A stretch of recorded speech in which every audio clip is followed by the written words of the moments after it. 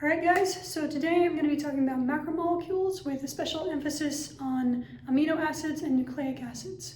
So first, macromolecules are combinations of different molecules which are just like atoms put together.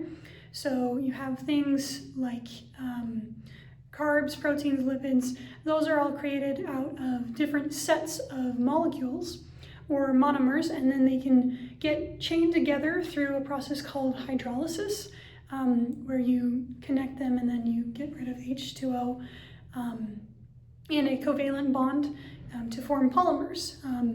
That happens a lot with the different molecules. I think I mentioned again, carbs, proteins, lipids, and nucleic acids are all different types of molecules. We get them mostly from eating, but we can also make them ourselves. And synthesize them.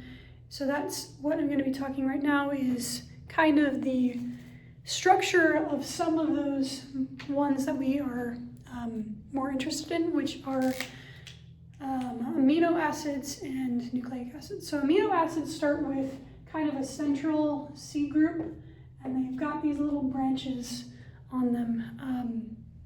You've got another C group over here, and this one has, let's see, a little bond with oxygen, one with OH, and this is what we would call over here the carboxyl group.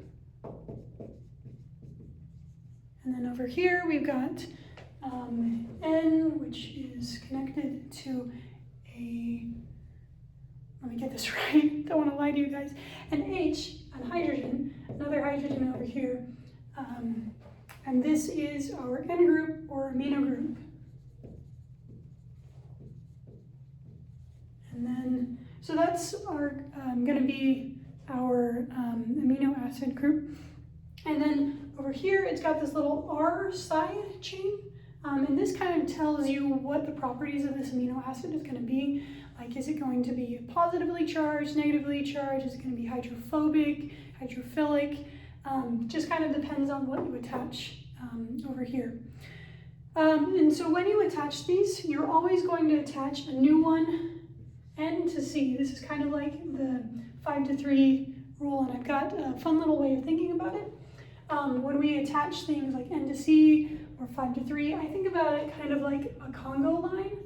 Like if somebody is going to be attaching themselves, they're going to put their 5 fingers on the shoulder of somebody else's body, and so that would mean that the shoulders are the 3 side and the hand is the 5 side.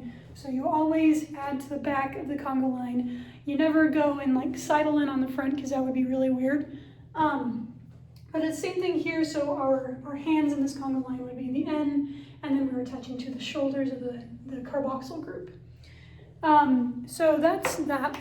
And then we're going to have the structure of a nucleic acid group. So with the nucleic acid group, these are slightly more complicated. You've got these fun little shapes here that we use to remember where all of the primes are. This middle section is a sugar, and it's either going to be deoxyribose or just ribose. Both are sugars. And the difference between deoxyribose and ribose is that you've got on this bottom here, you've got an OH and an H. With deoxyribose, deoxy meaning there's no oxygen, you are not going to have another oxygen right here. If it were like a ribose, then you would have that extra oxygen there. I'm just going to keep that there in blue so you can see it.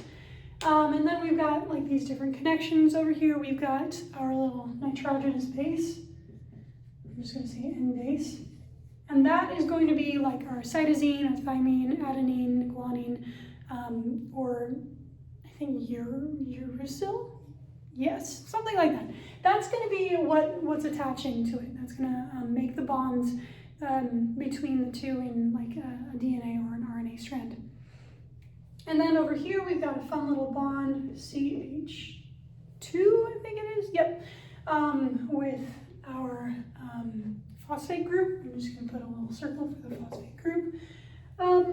And this kind of shows us where our 5' and our 3' sections are going to go, like this, the general structure. So we've got 1' over here, there's going to be another H. Sorry, I didn't write all of those out. There's stuff going on there.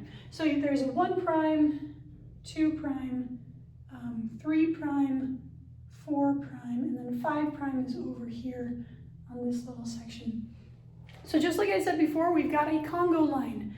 And in our Congo line, we are always going to attach our 5-fingered hands to the other person's shoulder. I don't know how you would remember, maybe it looks like a 3 or something.